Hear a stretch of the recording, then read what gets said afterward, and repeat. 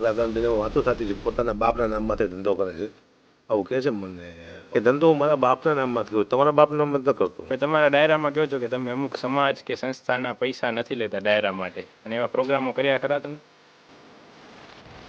હકાભાને ક્યારે ધમકી ભર્યા ફોન આવ્યા કે કોઈ માફી માટે ફોન આવે? હકાભાની દ્રષ્ટિએ ખરો ચારણ એટલે શું? હકાભા ગઢવીનું ભવિષ્યમાં રાજકારણમાં આગમન થાય ખરું? હકાભા દારૂ પી તમે કોઈના ડરથી મફત પ્રોગ્રામ કરેલા? તમે એક ડિબેટમાં કીધેલું કે ખેડૂતના પ્રોગ્રામો મફત કરી. કેટલા ખેડૂતના પ્રોગ્રામ તમે મફત કર્યા? બરોબર. આના પહેલા પોડકાસ્ટ પહેલા આપણે તમારા ઘરમાં ભોજન સાથે લીધું. તમે તમારા ઘરમાં એક વસ્તુ નોટિસ કરી કે તમે ઓલા વોઇસ વાળા સીસીટીવી કેમેરા લગે છો એની ઘરમાં શું જરૂર?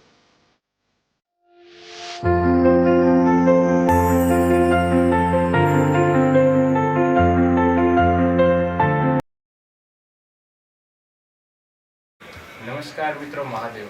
હું છું આપનો અમન કૃષ્ણ. આગળનો પોડકાસ્ટ આપણે વીરરસની વાતો ભરેલો શ્રીમાન મહિપતસિંહ જાડેજા માણેકવાડા સાથે જોયો. આપણા સાહિત્યમાં કુલ 9 રસો છે. એમાંનો એક હાસ્ય રસ, અને હાસ્ય રસના સમ્રાટ અને ગુજરાતમાં લગભગ કોઈ જ એવું નામ હશે જેમને નહીં ઓળખતું હોય. તેમને પોતાના હાસ્ય અને સાહિત્યની વાતોથી સમગ્ર સ્ટેજ લેવલે પોતાનું નામ આગું કર્યું છે. એવા હકાભા ઉપસ્થિત છે. તો હકાભાને સૌથી પહેલા તો જય માતાજી, જય મોગલ. જય માતાજી, જય મોગલ. આમ તો આપને આખું ગુજરાત ઓળખે છે, આપને કોઈ પરિચયની જરૂર નથી. જી. પણ આપનો ટૂંકમાં પરિચય, આપના પરિવારનો પરિચય અને પ્રાથમિક અભ્યાસ વિશે સમાજના દર્શકોને આપ જણાવશો? મારો પરિચય તો છે, આપણે સૌને ગુજરાતને પણ પરિચય છે, પણ મારા પરિવારનો પરિચય આમ તો મેં ઘણી જગ્યાએ ઇન્ટરવ્યૂમાં આપેલો છે. મારો પરિવારનો પરિચય, મારી 2 દીકરી છે, એક મારો દીકરો છે, હું છું, મારા ધર્મપત્ની છે, એક દીકરી મારી પહેલી દીકરી હતી દુનિયામાંથી વહી જઈ.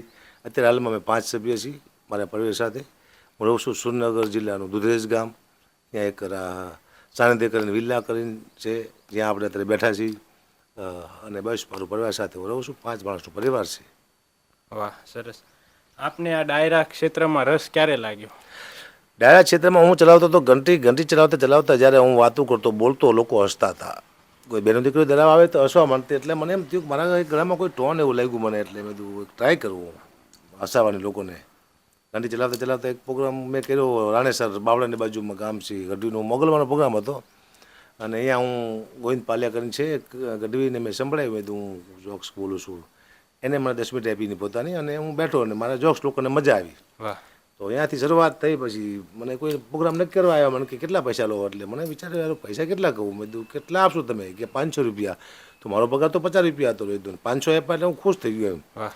એ 500 આપ્યા પછી મારી લાલચ જાગી કે આ ધંધો કરવા જેવો કરો, મૂળી કંઈ રોકાણ નથી આમાં, ખાલી ટાઈમ આપવાનો છે. તો પછી ત્યાંથી શરૂઆત કરી કલાની ક્ષેત્રમાં. 27 વર્ષ લગભગ થવા આવ્યા મને. હકાભાના જીવન જીવવાના કોઈ સિદ્ધાંતો? સિદ્ધાંતો વિના માણસ જીવી ન શકે. સિદ્ધાંત હોવા જરૂરી છે. પણ ત્યાં હું જૂઠું ઓછું બોલું છું. સ્ટેજમાંથી જે બોલું એ વાસ્તવિક બોલું છું. મારા પોતાના માથે બોલું છું. બીજા કોઈને બદનામ કરવાનો ઈચ્છા નથી. તો શરૂઆતમાં હું ઘણા બધા સમાજના જોક્સ બોલ્યો ત્યારે કોઈ મારા ધ્યાન નહોતું આપ્યું. પણ હવે મને એવું લાગે છે કે હવે મારે બધા કોઈ સમાજનું ન બોલવું જોઈએ, કારણ કે સમય ચેન્જ થઈ ગયો છે, આખું વાતાવરણ ચેન્જ થઈ ગયું છે. લોકોને ખોટું લાગશે. પહેલાં આવું નહોતું. વર્ષો પહેલાં લોકો મજાકમાં હતા, આનંદ કરતા હતા, એન્જોય કરતા હતા. હવે એવું નથી રહ્યું. હવે હું વિચારીને બોલવું પડે છે. એટલે કોઈ સમાજને તકલીફ ન થાય એ પ્રમાણે હું મારા માથે જોક્સ કહું છું, મારા પિતાશ્રી માથે કહું છું, મારા માથે જોક્સ કહું છું, મારા દીકરામાંથી જોક્સ કહું છું. બીજાને બદનામ કરવા કરતાં હું પોતે બદનામ થઈ જાઉં, આવું એક સિદ્ધાંત તમે કહો છો, નિયમ કહો છો. વાહ, નિયમો રાખ્યા છે. ખૂબ સરસ. અને આપના મતે સારો સમય અને ખરાબ સમય કોને કહેવાય? સારો સમય અને ખરાબ સમય. ખરાબ સમય એને કહેવાય કે જ્યારે તમે જૂના કપડાં તમારા ફાટી જાય, નવા લો, ટૂંકા પડે. અને ખરાબ સમય કહેવાય દુકાનથી લઈને આવ્યા હોય, માપી 20 રૂપિયા ભાડું થતું પાછું જવાનું, તો ભાઈ 20 રૂપિયા હોય નહીં પાછું જવાના. માપીને લાવવાનું, ટૂંકા પડે અને જૂના કપડાં ફાટી જાય. આ ખરાબ સમય. કારણ કે આ મારા જીવનમાં બનેલી ઘટના હું આપને કહું. ખરાબ સમયમાં હું ને મારા ધર્મપત્ની નીકળ્યા હતા. હું ઘંટી હાંકતો હતો. નોકરી મારી કદાચ છૂટી જતી અને મારી પાસે 2 રૂપિયા નહોતા. અને 2 રૂપિયાનો ખાલી 60 લેવાઈ ગયા. મેં 2 રૂપિયાની 60 આપો, હું પૈસા આપી દઈશ. તો બાકી ના પાડી કે મેં બાકી નથી રાખતા ભાઈ, મેં તમને ઓળખો છો, હું લઈ જઉં છું ને દૂધ ને એવું બધું. આજે મારી પાસે નથી, પણ કાલ પમજી આવું એટલે આપી દઈશ. 2 રૂપિયા બાકી ન રાખે મારી પાસે. મારો સમય ખરાબ હતો. મારી ભાઈ ખરાબ હતો, સામે મારો માણસ તો બરાબર હતો, મારો સમય ખરાબ હતો. પછી સારો સમય આવ્યો. ધારો કે હું કલાકાર થઈ ગયો ને 5 માણસો ઓળખવા માંડ્યા. થોડો સમય સારો આવ્યો તો 26 વર્ષ પછી 27 વર્ષ પછી હું પાછો એ જ દેરી આવી વેચમાં હું જાતો તો મારા જૂના મકાને ભાડું લેવા. જૂનું મકાન તો છે મારું અમદાવાદમાં, અને એ જ દેરી આવી મારા ઘરનાને. મેં કીધું ઊભી રાખો ગાડી, આપણે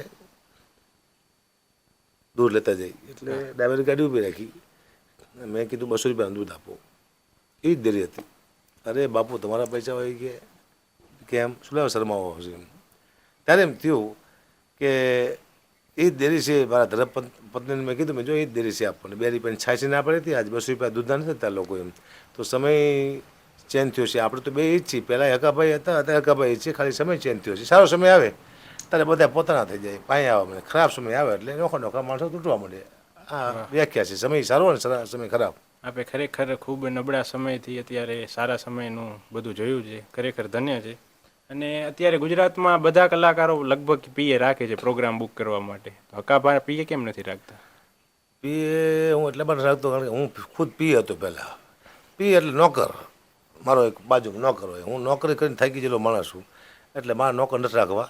પીએ તો પહેલી વાત એની ખબર ન હોય કોણ સામે કોનો ફોન છે, કોણ વ્યક્તિત્વ છે સામે, કોની સાથે શું બોલવું એ ખ્યાલ ન હોય. મારો મિત્ર બોલતો હોય અથવા કોઈ મોટો માણસ બોલતો હોય અથવા કોઈ માથાભારે માણસ બોલતો હોય તો એ આપણને ધરીને માર ખવડાવે. કદાચ પીએ રાખ્યો હોય ને, આપણે આપણું ડિસિઝન લેતા આપણે પોતે આવડવું જોઈએ. આપણું ડિસિઝન બીજો ન લઈ શકવો જોઈએ એટલી ખબર પડે. એટલે હું મારું ડિસિઝન હું પોતે લઉં છું. મારો પીએ ન લેવો જોઈએ. પીએ ખ્યાલ ન આવે એટલે નહીં રાખતું પીએ. વાહ. હકાભાને ક્યારે ધમકી ભર્યા ફોન આવ્યા કે કોઈ માફી માટે ફોન આવ્યો? કલાકાર શું કોઈને એવું હોય કે આને દબાવી દઈને મફત પ્રોગ્રામ કરીને આવું બધું ઈચ્છા હોય નહીં, એટલે માફીના ફોન આવેલા છે મને કે તમે આવું બોલ્યા છો, માફી માગવાની છે. હું આ સમાજમાંથી બોલું છું. એટલે હકીકતમાં એ સમાજમાં હતી બોલતો હોય કે ન બોલતો હોય આપણને ખબર ન હોય. એટલે એમ કહું છું ભાઈ હું તમને માફી માગી લઉં, આપ મારા ઘરે આવો એટલે હું તમારા પગ પકડીને માફી માગી લઉં. મને શું ખબર તમે કોણ બોલો છો, રમેશભાઈ બોલો છો, મહેન્દ્રભાઈ બોલો છો, કઈ જ્ઞાતિમાંથી? જો ફોનમાં જ ખબર ન પડે તમે કોઈ હું માનું નહીં. આપ ઘરે આવો, હું તમારા પગ પકડીને માફી માગું. હજી સુધી કોઈ ઘરે આવ્યું નથી માફી મગાવવા. આવશે તેથી માગી લઈશું, ટ્રાય કરશું. તમે ઘણા સમયથી ડાયરામાં પરિવર્તિત થયેલા છો. તમારો ઘણા બધા કલાકારો સાથે પરિચય હશે. તો કલાકારોમાં શું પવિત્રતા છે? આ બધાય કલાકાર પવિત્ર છે મારા સિવાય. મારામાં પવિત્રતા નથી, બધા કલાકારો પવિત્ર છે. પવિત્રતા એટલે શું? પવિત્રતા શરીરથી પવિત્રતા નથી માપી શકતા તમે. શરીર તો ગમે એવા પાપ કરી નાખે. વિચારની પવિત્રતા છે. વિચારથી માણસ પવિત્ર હોવો જોઈએ. કોઈનું ખરાબ ન કરવું, બધાનું સારું કરવું, કોઈનું ખરાબ બોલવું નહીં. મેં જેમ કીધું કે કલાકાર બધા પવિત્ર જ છે. મારે એનું શું લેવા ખરાબ બોલવું જોઈએ? કારણ કે મને તો અનુભવ છે ને, કલાકારને મેં ક્યાંય જોયા ન હોય. કોઈને મોઢે સાંભળ્યું હોય તો કોઈનું સાંભળેલું હું માનું નહીં. એટલે કોઈનું ખરાબ ન બોલે ને એ પવિત્રતા કહેવાય. કોઈનું સારું વિચારે એ પવિત્રતા કહેવાય. કોઈનું દુઃખ જોઈને દુઃખ થાય, કોઈનું સુખ જોઈને સુખી થાય. આ વિચારથી માણસ પવિત્ર હોવો જોઈએ. શરીરથી તો ભાઈ પ્રકૃતિનો નિયમ છે, જે થતું થાય છે. બાકી વિચાર. અદ્ભુત અદ્ભુત વિચાર. હકાભાની દ્રષ્ટિએ ખરો ચારણ એટલે શું? ખરો ચારણ એટલે ચારણ એક નિર્ભય હોવો જોઈએ, ડર મુક્ત હોવો જોઈએ. ચારણ સ્ટેજમાં તે આવે એટલે બને ત્યાં સુધી સાચું બોલવાની કોશિશ કરવો જોઈએ. ચારણ કલાકારની દુનિયાની વાત કરું છું, કારણ કે બાકી ધંધો જે કરે છે ચારણો બધા અમારા આખો સમાજ ધંધો જ કરે છે. બધા બિઝનેસ કરે છે, કોઈ નોકરી કરે છે, એનો ધંધો બિઝનેસ છે, એ વાત અલગ છે. પણ સ્ટેજમાં ત્યારે આવતો હોય ચારણ, લોકોની સામે આવતો હોય, પબ્લિકની સામે આવતો હોય, ચારણમાં એક ક્ષમતા હોવી જોઈએ. સત્ય બની શકે ત્યાંથી બોલવું જોઈએ. ન બોલી શકતો હોય તો સ્ટેજમાંથી બેવાની જરૂર નથી ને. ચારણોની મૂળ પરંપરા શું કહેશો આપ? ચારણોની મૂળ પરંપરા શું હતી અને અત્યારે શું રહી ગઈ છે? શું ચારણોએ આ બધું જાળવી રાખ્યું છે? મૂળ પરંપરા અમારી હતી લોકોને સત્ય કહેવાની. મૂળ પરંપરા હતી અમને લાવ્યા છે ક્ષત્રિયો, રાજપૂતો, એને સત્ય કહેવા માટે ચારણ આવ્યો હતો. મૂળ પરંપરા અમારી હતી સંસ્કૃતને, હજી છે જ તે, સંસ્કૃતિને સાચવી રાખવાની. આ મૂળ પરંપરા છે અમારી. મૂળ પરંપરા અમારી એ હતી કે અમારા શબ્દ જે છૂટતા એનું લોકોને પહેલાં પાલન કરતા અને સારા શબ્દ નીકળતા અમારા મોઢામાંથી. અમે જે બોલી સાર્થક થઈ જતું. અમે બે સમાજ લડતા હોય તો એને ભેગા કરવા માનતા હતા, પરંપરા હતી. અથવા કોઈ અવરસ્તે જતું હોય તો અમે સારી સલાહ આપતા હતા. રાજાશાહીમાં જો યુદ્ધ થતા પહેલાં તો એનું અમે જજમેન્ટ લેતા ચારણો કે આ યુદ્ધ જીતશો કે નહીં જીતો. એમ અમે એકવાર કહી દેતા રાજપૂતને, કોઈ રાજાને કે યુદ્ધ આપ નહીં જીતો. છતાંય જતા તો એ કદાચ હારી જતા હતા. પછી યુદ્ધના વર્ણન કરવું અમારું કામ હતું. શક્તિના ઉપાસક હતા ચારણો.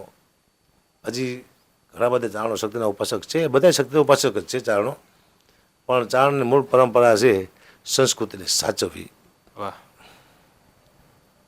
ચારણોએ કલાકાર તરીકે વ્યાસપીઠની ગરિમા કઈ રીતે જાળવવી? વ્યાસપીઠની ગરિમા ચારણોએ જાળવવી હોય તો કોઈનો ડર રાખ્યા વિના એવું એક પણ શબ્દ ન બોલવો જોઈએ જેથી કરીને સમાજનું ખરાબ દેખાય. હકાબા ગઢવી છે, હું સ્ટેજમાંથી બેઠો હોય ત્યારે મારા સમાજનું પહેલાં વિચારું છું કે હું એવું કાંઈ મારાથી બોલે ન જાય એવી માને પ્રાર્થના કરું છું કે મારા સમાજને સહન કરવું પડે. કોઈ મારા સમાજ સામે આંગળી કરે, હકાબા ગઢવી તમારો આવું ખરાબ બોલે સ્ટેજમાંથી, તો મારા સમાજને લાંછન લાગે ને. એટલે મારા સમાજને ધ્યાનમાં રાખીને હું બોલું છું, કારણ કે સમાજ થકી હું શું હું ભાગશાળી છું. ચારણમાં મને જન્મ મળ્યો છે ને મારો સમાજ મને સપોર્ટ કરે છે. સમાજના હિસાબે હું ટકી રહ્યો છું સ્ટેજમાંથી, કારણ કે સમાજનું સારું બોલું છું, સમાજને તકલીફ ન પડે એવું બોલું છું, સમાજ સામે કોઈ આંગળી લાંબી ન કરે એવું બોલું છું, અને સમાજને જ્યારે તકલીફ આવે ત્યારે મારે સમાજ સાથે રહેવું જોઈએ. આ બધા નિયમો સાથે હું રહું છું. અને જે વ્યાસપીઠ બેઠો, વ્યાસપીઠ સ્ટેજ હોય નહીં, વ્યાસપીઠ કહેવાય, કથાનું સ્ટેજ નહીં, વ્યાસપીઠ કહેવાય. ત્યાંથી સારું બની શકે ત્યાં સુધી બોલું. બરોબર. ચારણોની ઉપાસના ખરેખર કેવી હોય છે? પવિત્ર એક ચારણની ઉપાસના હોય છે. ચારણની ઉપાસના મા શક્તિની ઉપાસના હોય છે. ચારણની ઉપાસના ભક્તિની હોય છે. ચારણની ઉપાસના કોઈના જમીનને જગાડવાની હોય છે, સારું જમીન જગાડવાની. ચારણની ઉપાસના દયાની હોય છે. ચારણની ઉપાસના એવી હોય છે કે કોઈનું કોઈ ખરાબ કરતું હોય તો એ વચમાં જઈને બોલે છે. ચારણ આ ઉપાસના છે બધી. ઉપાસના એટલે નકરી માતીની સ્તુતિ કરી ઉપાસના નથી હોતી. ઉપાસનામાં સારા કામ કરો એને ઉપાસના કહેવાય. એથી કદાચ હું તો એવો જ્ઞાની છું ને, હું તો હાસ્ય કલાકાર છું, હું એવો જ્ઞાની છું ને. ઉપાસનામાં કે બીજું આવતું મને ખબર નથી, મને એટલી ખબર પડે સારું વિચારો ઉપાસના, જેટલું સારું કરો એટલી ઉપાસના. ખરેખર આ તમારો જે જવાબ દેવાનો નિખાલસ સ્વભાવ છે ને, એના કારણે જ અત્યારે ગુજરાતમાં તમે લોકોના દિલમાં વસો છો. અને તમે સ્ટેજ પરથી તમારા પિતાશ્રીના જોક્સ જ શું કામ કહો છો? બીજાને પિતાજી જોક્સ કહીશ તો મને મારવા દોડશે દુનિયા, અને કોઈના પિતાને આપણે બદનામ સુલેવા કરવા જોઈએ. આપણા પિતાજી માટે આપણે કહીશું, કારણ કે મારા પિતાજી શું છે મને ખબર છે, બરાબર. કારણ કે ઘણા મને કહેતા હોય છે, કલાકારની દુનિયામાં વાતો થતી છે, પોતાના બાપના નામમાંથી ધંધો કરે છે આવું કહે છે. મને વાવાડ મળે છે કોઈને કોઈ મને કહેતો હોય ત્યારે હું કહેતો હોઈશું કે ધંધો હું મારા બાપના નામમાંથી કરું, તમારા બાપના નામ નથી કરતો હું. તો મને ગર્વ છે કે મારા બાપના નામથી પૈસા જ કમાઉં છું મારા પરિવાર ચલાવવા માટે. હું માતા કંઈ મૂકીને જો રોડમાંથી મારો છોકરો મારા નામમાંથી જોક્સ કહે તો એને ફરજ છે કે બાર ડબ્બાથી કમાવો તો કમાવી શકીએ. ના ન પાડું, જીવતો ત્યાં ના પાડું. મારા પિતાજી હોત જીવતા તો એ મને ના ન પાડે કે ભાઈ ધંધો કરે છે ને કરવા દે ને, બીજાનું ખરાબ નથી બોલતો ને. કારણ કે આ અદ્ભુત સમાજ છે આ દુનિયામાં. હવે પહેલાં જેવું રહ્યું નથી. પહેલાં તો મજાક મસ્તી કરતા તો સહન થતું, કોઈ બોલતું નહીં. હવે તો સમાજ બધાએ જાગૃત થઈ ગયા છે, કારણ કે ફટ દઈને ઇન્સ્ટાગ્રામ ને ફેસબુક મૂકી દે છે. આ હકાબા શું બોલી રહ્યા છે આપણા સમાજ વિશે. હકીકતમાં અમારો ઈરાદો એવો હોય નહીં કોઈ સમાજને બદનામ કરવાનો. મજાકમાં અમે તો હાસ્ય કરતા હોય ને, હાસ્ય કરવા માટે કોઈ પણ વસ્તુને કટાક્ષ કરવો પડે અમારે. કટાક્ષ કરો તો જ હાસ્ય ઉત્પન્ન થાય. પણ હવે લોકો માનવા તૈયાર છે ને, હવે ડર પણ લાગે છે સ્ટેજમાંથી કે કદાચ નથી બોલવું. આપણા પોતાના દીકરામાંથી, પોતાના બાળકોમાંથી અને પોતાના પરિવારમાંથી બોલવું, બીજા સમાજને માથે નથી બોલવું, બીજા નથી બદનામ કરો, આપણે પોતે બદનામ થવું છે. હકાબા ગઢવીનું ભવિષ્યમાં રાજકારણમાં આગમન થાય ખરું?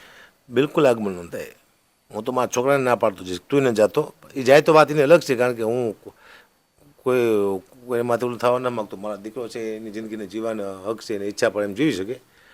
પણ મારું માને ત્યાં સુધી હું રાજી થઈ કે મારું માને છે. હું રાજકારણમાં કોઈ જ નથી જવાનું, આજીવન નથી જવાનું. હકાબાને સરકારનો ડર લાગે?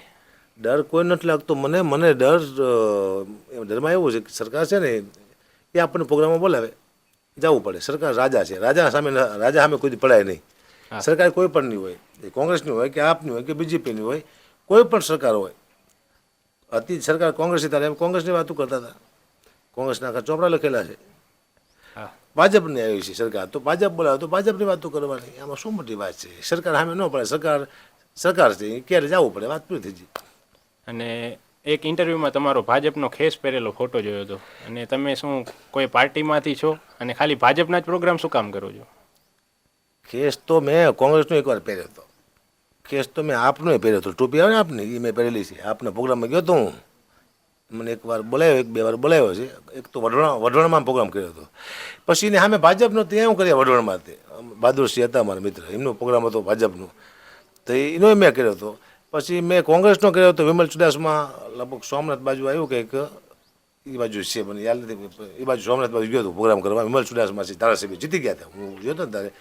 એનો પણ મેં ઓલું આપ્યું હતું ખે, મેં ખે પહેર્યો હતો. બીજેપીનો ખે મેં પહેર્યો. એટલે ખે પહેરવાથી તમે કોઈ પક્ષમાં ન વહી જાઓ.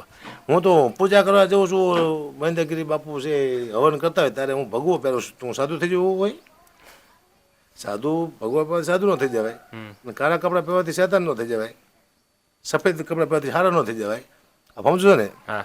પણ કોઈ પણ કેસ હોય પહેરવાથી તમે પક્ષમાં ન થઈ જાય. હું તો કોઈ પણ બોલાવે, કોંગ્રેસવાળા બોલાવે તો હું કોંગ્રેસના પ્રોગ્રામ જઈશ, પણ બોલાવવા તો જોઈએ ને. આપવાળા બોલાવે તો આપણે પ્રોગ્રામમાં જઈએ, બોલાવવા જોઈએ ને. ભાજપવાળા બોલાવે છે, 5-25 રૂપિયા આપણે સરકાર આપણે બોલાવે તો લેટ થાય થોડુંક પૈસા, એ આપણે બધું કાગળિયા થાય ને પછી પૈસા મળે અને બીજા રોકડા મળે, બરાબર ને.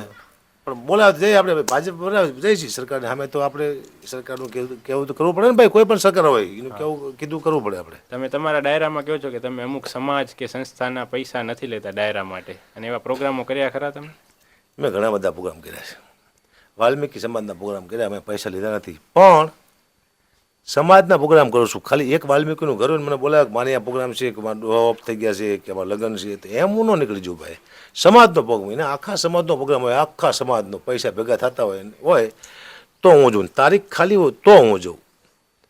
ધારો કે 14 તારીખ મને આપે તો હું તારીખ સીધી લખી ન નાખું, 14 તારીખે મારા પ્રોગ્રામ નહીં આવે તો હું તમારી આવીશ, હું પૈસા નહીં લઉં, ડીઝલ નહીં દે. એવું ને એવું સાધુ સમાજમાં, એવું ને એવું બ્રાહ્મણ સમાજમાં, અનાથાશ્રમ, અન્નક્ષેત્ર, વૃદ્ધાશ્રમ, પછી ગૌશાળા કેવી ટ્રસ્ટ વિનાની, ટ્રસ્ટ હોય તો તેમાં પૈસામાં લખી જ જાય તો એ લોકો સેટિંગ કરી જે કરતા હોય.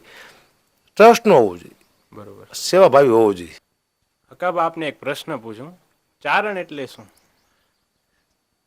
ચારણ કોઈ જ્ઞાતિ નથી, ચારણ એટલે એક તત્વ છે, દેવતૈક તત્વ છે ચારણ.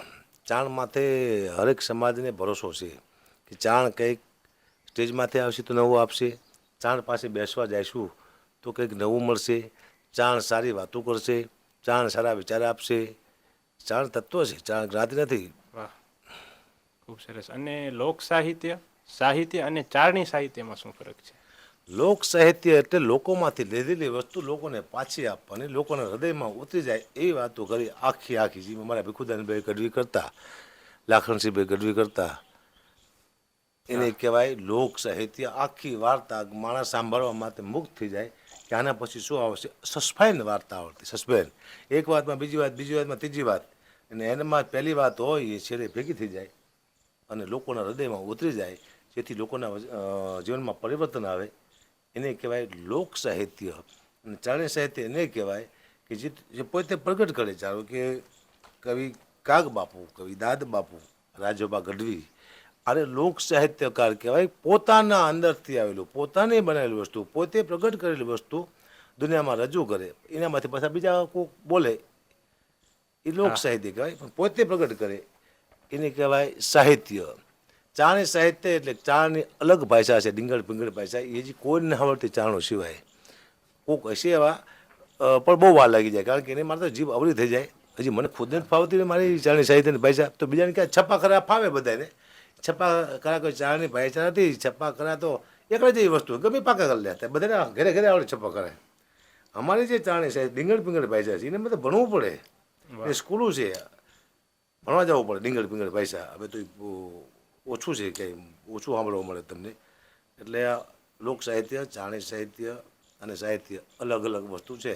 વાહ. હકાભાને કોઈ વ્યસન ખરું? ઘણા બધા વ્યસન છે ને. હકાબા દારૂ પીવે? વ્યસન ઘણા બધા છે. તમે શું પીવો? ચા પીવો? હા. એ વ્યસન છે. વ્યસન આ કમાવું એક વ્યસન છે, કોકના બૂચ મારી દેવું એક વ્યસન છે, વાહ.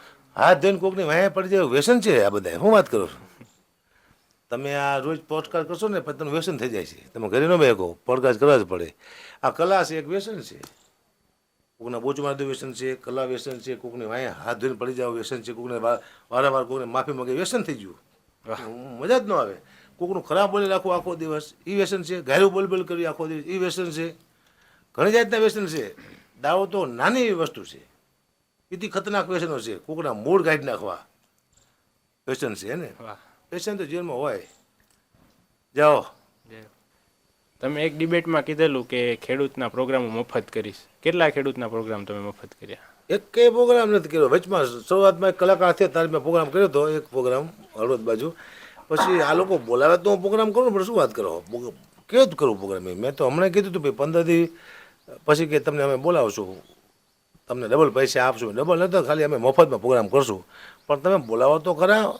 કેવું સહેલું છે, કરવું અઘરું છે. મને મફતમાં બોલાવે ને તો 1.5 લાખ 2 લાખ રૂપિયા થાય એમને.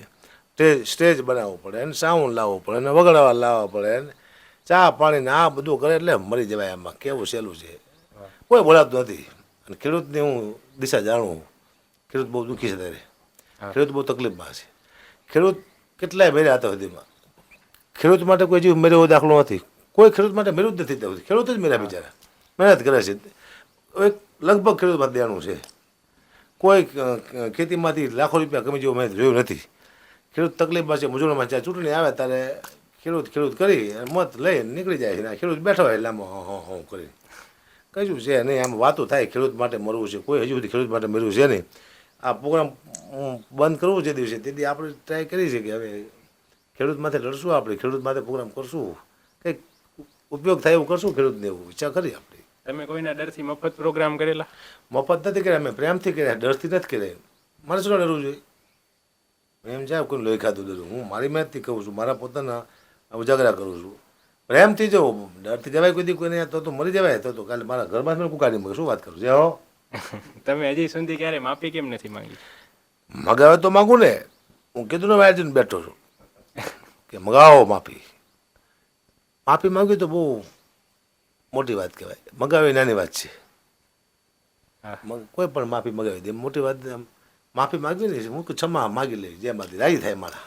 મગાવે તે માગશું. હું તો કીધું ને કહું મગાવો, પણ ઘરનું કોઈ તૈયાર થતું નથી.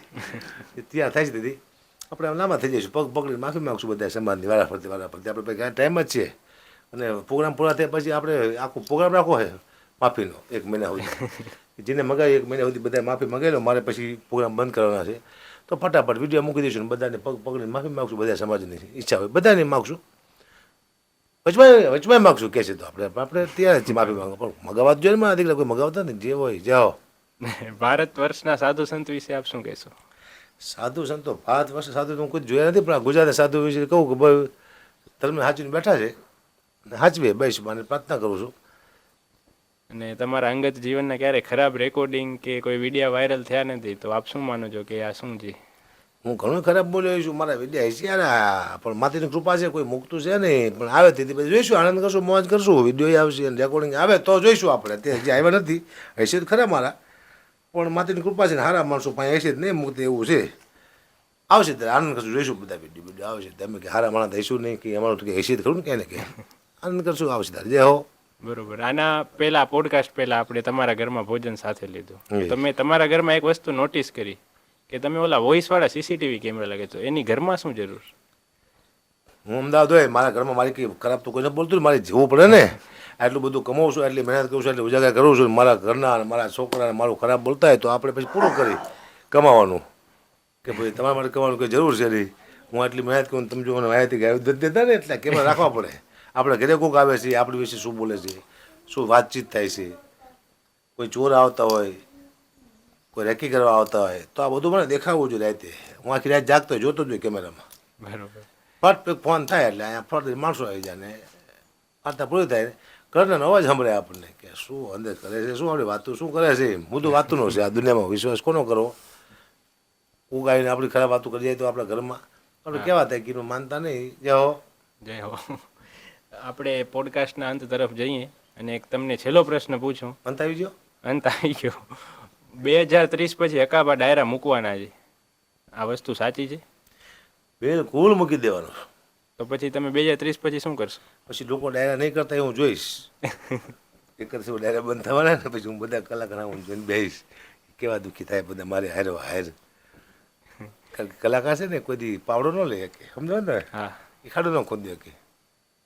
કલાકાર કંઈ કરી ન કે ધંધો, કલાકાર થયા પછી ધંધો ન કરી શકે. હું તો કહું ના પડું બધાને કે ધંધો કરજો, નોકરી કરજો, સાઈડમાં તમે શોખ હોય તો કામ કરજો, પણ 1 લાખ 1.5 લાખની આવક કરી લેજો 12 મહિને અથવા મહિને. વાંધો નહીં આવે ને કે આ તો ગમે ત્યારે બંધ થઈ જાય. પબ્લિકે બંધ કરાવે મારી, કોરોના હોય તો એ બંધ કરાવે, યુદ્ધ થાય તો એ બંધ કરાવે, ગમે ત્યારે બંધ થઈ જાય એવું હોય છે. અને વાહ, આ તો હકાબા સાથેનો સંવાદ. હું આશા રાખું છું આપને સંવાદ સાંભળી અને ખૂબ મજા આવી હશે, ખૂબ હસ્યા હશો. તો આજે અત્યારે આપણે હકાબા પાસેથી વિદાય લઈએ. ફરી મળશું એક નવા વિડીયોમાં. સંવાદ સાથે. જય માતાજી, જય મોગલ. હું તમારો અકાબા ગઢવીને આપશું ને ખાસ કહેવાનું કે કચ્છી કલરવ નામની યુટ્યુબ ચેનલ, જેમાં પોડકાસ્ટમાં સંવાદ થાય છે, કલાકારો સાથે આપણી મુલાકાત થાય છે. તો આપ આ ચેનલને આપ લાઈક કરો, શેર કરો ને સબસ્ક્રાઈબ કરો. જય માતાજી, જય મોગલ. જય મોગલ.